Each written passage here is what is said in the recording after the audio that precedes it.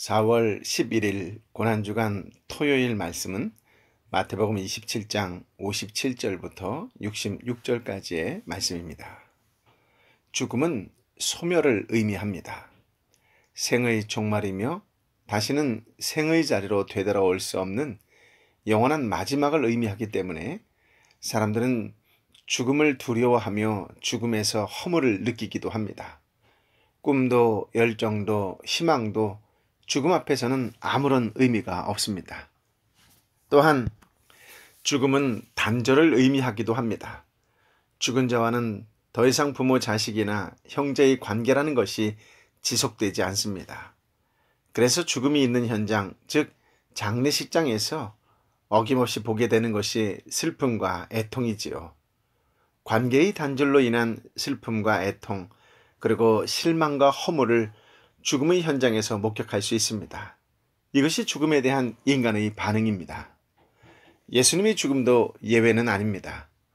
우리는 오늘 본문의 말씀에서 예수님의 죽음을 둘러싸고 나타나는 여러 사람들의 반응을 보면서 십자가를 믿는 믿음이 우리의 삶에서 어떤 열매로 나타나야 하는지에 대해 묵상하고자 합니다. 먼저 어제 말씀이었던 마태복음 27장 55절부터 56절을 통하여 죽음을 멀리서 바라본 여인들의 반응에 대하여 살펴보도록 하겠습니다. 예수님의 죽으심을 멀리서 바라만 보고 있던 많은 여인들이 등장하지요. 이들은 예수님을 섬기며 갈릴리에서부터 따라온 여자들이라고 소개합니다. 그리고 이 여자들 중에는 막달라 마리아와 야고보와 요세보의 어머니 마리아와 그리고 세베대의 아들들의 어머니도 있었습니다.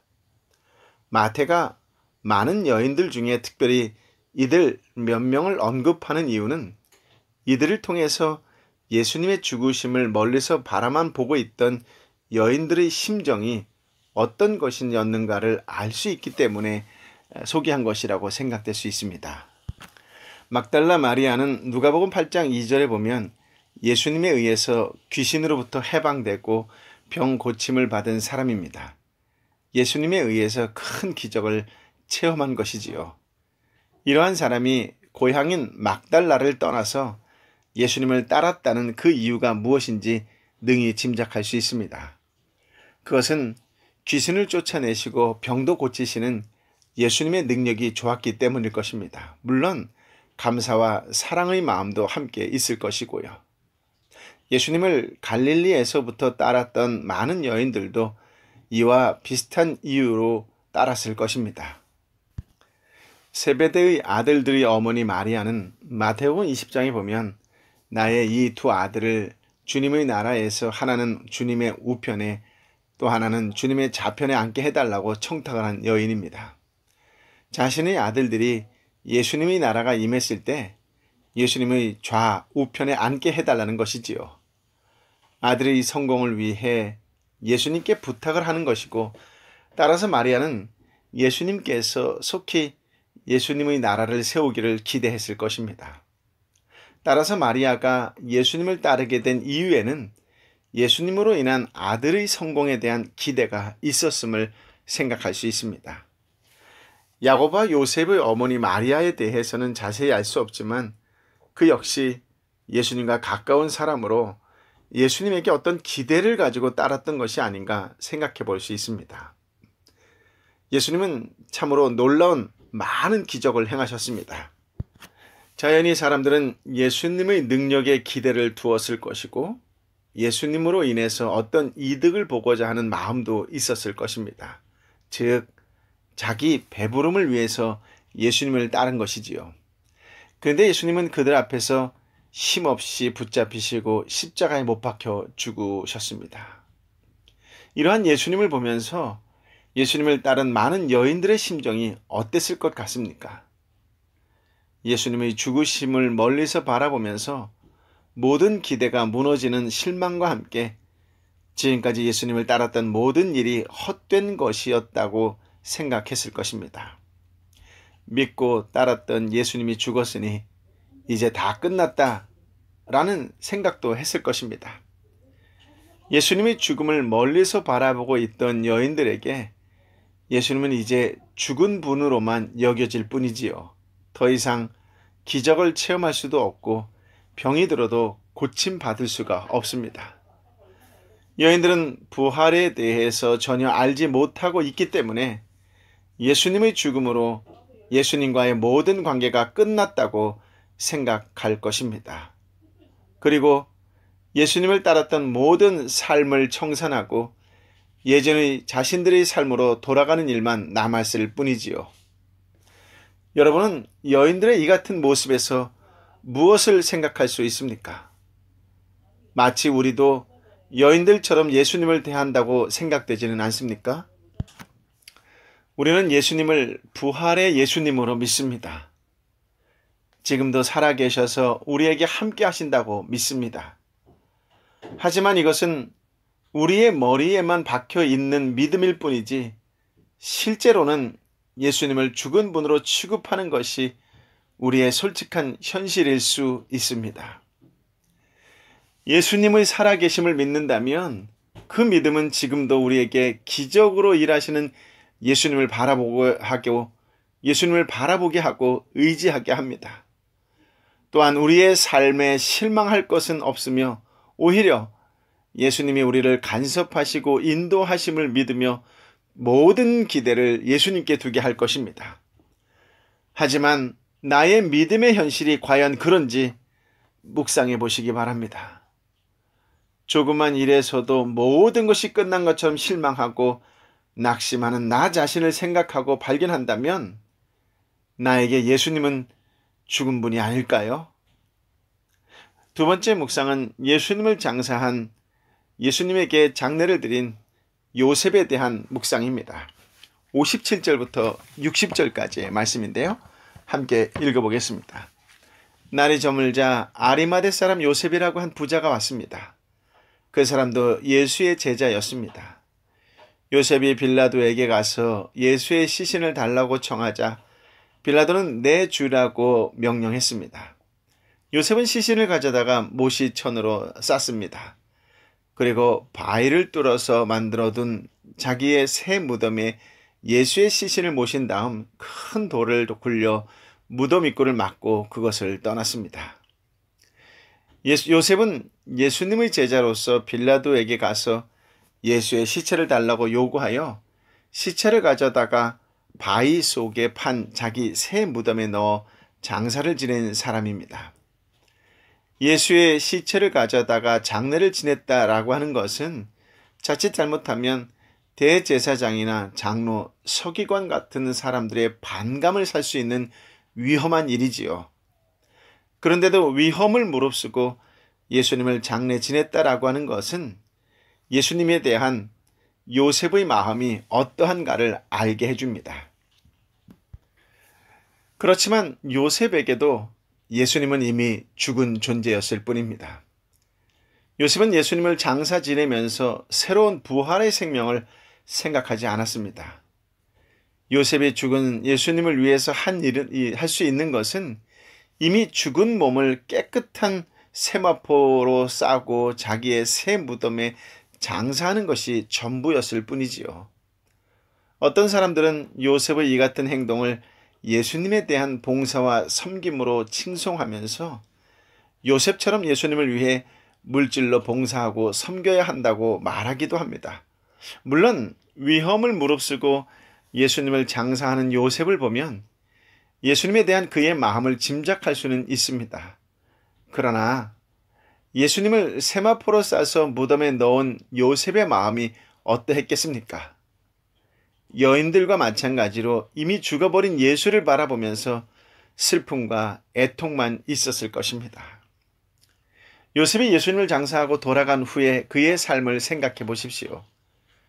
요셉에게 예수님은 더 이상 함께 할 수 있는 분이 아닙니다. 제 아무리 예수님을 장례 지내는 정성을 보였다 하도 예수님을 죽은 자로 여기고 자기 홀로 사는 삶이라면 생명의 삶이라고 말할 수 없습니다. 그런데 오늘날 교회를 보면 요셉이 예수님의 몸을 장사한 것 같은 정성과 섬김을 요구합니다. 물질로 정성을 보이고 몸으로 섬기라는 것이지요. 마치 그것이 믿음인 것처럼 말입니다. 그런데 그 삶을 보면 자기의 힘으로 자기의 뜻을 가지고 자기를 위해서 홀로 살아가고 있을 뿐입니다. 즉, 그 삶에 예수님은 죽고 없지요. 자기만 존재하고 있는 것입니다. 마치 예수님을 정성껏 세마포로 싸서 무덤에 넣은 요셉처럼 말입니다. 이제 끝으로 대제사장과 바리새인들의 불안에 대하여 묵상하겠습니다. 62절부터 66절까지의 말씀인데요. 함께 읽어볼까요? 이튿날 곧 예비일 다음날이 되자 대제사장들과 바리새파 사람들이 빌라도에게 가서 말했습니다. 총독각하, 저 거짓말쟁이가 살아있을 때 내가 3일 만에 다시 살아날 것이다 라고 말한 것이 기억납니다. 그러니 3일째 되는 날까지는 무덤을 단단히 지키라고 명령해 주십시오. 그렇지 않으면 그의 제자들이 와서 시체를 훔쳐놓고는 백성들에게 그가 죽은 사람 가운데서 살아났다라고 말할지도 모릅니다. 그러면 이번의 마지막 속임수는 처음 거보다 더 나쁜 결과를 가져올 것입니다. 빌라도는 경비병들을 데려가 무덤을 지키게 하라. 너희가 할 수 있는 한 단단히 무덤을 지키라 하고 말했습니다. 그리고 그들은 가서 돌을 봉인하고 경비병들을 세워 무덤을 단단히 지키게 했습니다. 대제사장과 바리새인들은 하나님이 아니라 권력 앞에 머리를 숙이는 자들이었음을 알 수 있습니다. 권력 앞에 머리를 숙인다는 것은 그만큼 권력에 집착을 하는 사람들이라는 것을 의미하며 권력에 집착을 하기 때문에 자신의 권력을 지키기 위해 애를 쓰게 됩니다. 그래서 그들은 군사들이 3일째 되는 날까지 무덤을 굳게 지키도록 명령을 내려달라고 부탁한 것입니다. 대제사장과 바리새인들은 예수님이 3일 후에 살아나리라고 한 말을 기억하고 있었습니다. 그런데 그들이 염려한 것은 혹시 예수님의 제자들의 시체를 도둑질하여 숨기고 예수가 죽은 자 가운데서 살아났다라고 거짓말하는 것이었습니다. 만약 그렇게 되면 백성들은 예수님의 말씀대로 이루어졌다고 오해할 것이고 그것은 더 크게 속이는 것이 되기 때문에 그 같은 일을 미연에 방지하기 위해서 군사들이 3일까지 무덤을 굳게 지키게 해달라는 것이지요. 대제사장과 바리새인들은 예수님께서 죽은 지 3일 만에 다시 살아나리라고 하신 말씀을 분명 기억하고 있었습니다. 하지만 믿고자 하지 않았고 믿을 마음도 없었습니다. 그들은 예수님이 한 말 그대로 그 말로 인해서 행여 자신들에게 불리한 일이 있지 않을까 염려하며 자신들을 위해서 무덤을 지키려고 했을 뿐이지요.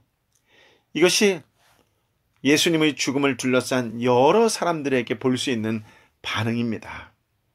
그렇다면 성도인 우리에게 예수님은 진정 살아계신가 하는 질문을 던져봅니다. 여러분께 믿음은 무엇입니까? 물론 믿음은 십자가에 죽으시고 부활하신 예수님을 나의 주님으로 믿는 것입니다. 그러므로 믿음이 있는 사람에게 예수님은 죽고 없는 분이 아니라 부활하시고 생명으로 살아서 당신의 백성에게 함께하고 계시는 분이시지요. 그럴 것이라는 막연한 기대가 아니고 생각에만 머물러 있는 이론도 아니며 사실이고 현실입니다. 그렇다면 우리는 과연 무엇을 위해 살아야 하고 살고 있습니까? 예수님의 부활을 믿는 성도는 새로운 생명을 얻은 사람입니다. 따라서 성도는 기존의 자기 생명을 위해 살지 않고 새로운 생명을 위해 살아가야 할 사람입니다. 그런데 우리가 만약 나의 일을 위해서 예수님을 찾는다면 나의 일이 내 뜻대로 되지 않는 것으로 인해서 실망하게 될 것입니다. 그리고 마치 예수님이 없는 것처럼 느껴질 것입니다. 이러한 사람에게 예수님은 생명과 부활의 주님이 아니라 다만 죽은 예수에 불과할 뿐이지요. 어떻습니까? 여러분께 예수님은 죽고 없는 분입니까? 아니면 부활의 주님으로 여러분을 다스리며 생명으로 인도하시는 분입니까? 이론으로 답할 문제가 아니라 여러분의 삶을 보면서 답해야 할 것입니다. 과연 우리는 세상 사람과 달리 나를 확대하고자 하는 일에는 벗어나 있습니까? 우리 역시 세상 사람들과 똑같이 나를 확대하는 일에 몰두한 채 살아가면서 겉으로만 신앙적인 모습을 보이지는 않습니까? 부활과 생명의 문제는 추상적이고 감상적으로만 대할 뿐이고 실제적인 삶은 철저히 내가 중심이 되어 있지 않습니까? 그래서 나의 생명을 위해 다가오시고 십자가에 죽고 부활하신 예수님은 보지 못하고 나의 일을 도와주는 예수님만 생각하고 계시지는 않습니까? 하지만 이처럼 생명을 향한 소망이 없이 예수를 바라보는 것이 십자가 아래에 있던 사람들의 현실이었습니다. 이들에게 십자가에 죽은 예수님은 더 이상 자신들을 위해서 아무것도 할 수 없는 존재였을 뿐이지요. 기억하십시오. 살아계신 예수님은 하나님이 택하신 당신의 백성을 위해 일하고 계십니다. 하지만 그 일은 우리의 기대와는 달리 오직 생명을 위한 일임을 알아야 합니다. 이것이 우리를 향하신 하나님의 일입니다. 그런데 우리가 사람의 일을 생각하기 때문에 예수님의 일하심을 보지 못하는 것이지요. 생명은 우리가 성취할 수 있는 것이 아니라 하나님으로부터 주어집니다. 그냥 주어지는 것이 아니라 예수님의 죽으심과 부활로 말미암아 주어집니다. 생명에 마음을 둔다면 여러분께 역사하시는 예수님을 보게 될 것입니다. 그렇다면 이제 세상 속에서 예수님과 함께 생명을 살리는 삶이 되시기를 예수님의 이름으로 축복합니다. 아멘. 생명의 주님, 생명의 말씀을 허락하여 주시니 감사합니다. 내 삶이 주님과 함께 생명을 살리는 삶이 되게 하여 주옵소서. 세상 속에서 십자가의 죽으심이 나의 죽음이라고 고백하고 선포할 수 있는 헌신과 희생의 삶이요, 부활하신 예수님이 나의 주님이라고 선포할 수 있는 그런 삶을, 소망과 희망의 삶을 보여주고 드러내는 삶을 살아가는 믿음의 사람이 되게 하여 주옵소서. 이 밤에도 여전히 아프고 힘들고 지쳐있는 영혼들이 있을 터인데 주님 불쌍히 여겨 주옵시고 주님의 피 묻은 손으로 어루만져 주옵소서.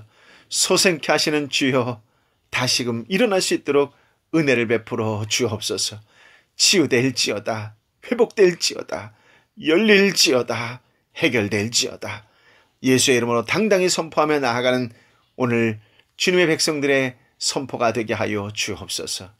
이제는 길이요 진리요 생명 되신 우리 주님 예수 그리스도의 은혜와 아버지 하나님의 크신 사랑과 성령 하나님의 위로역사 교통 충만하심이 이제 주님과 함께 생명을 살리는 일에 기꺼이 동역하는 하나님의 사람으로 헌신과 희생으로 주님 가신 그 길을 함께 가겠노라고 선포하는 믿음의 사람들 한 사람 한 사람 머리 위에 그 길을 함께 걷고자 하는 한 사람 한 사람 불러가며 기도하는 그 대상자들 머리 위에 이 땅과 열방의 선교사님과 선교지 위에 함께하여 주옵기를 간절히 축원하옵나이다. 아멘.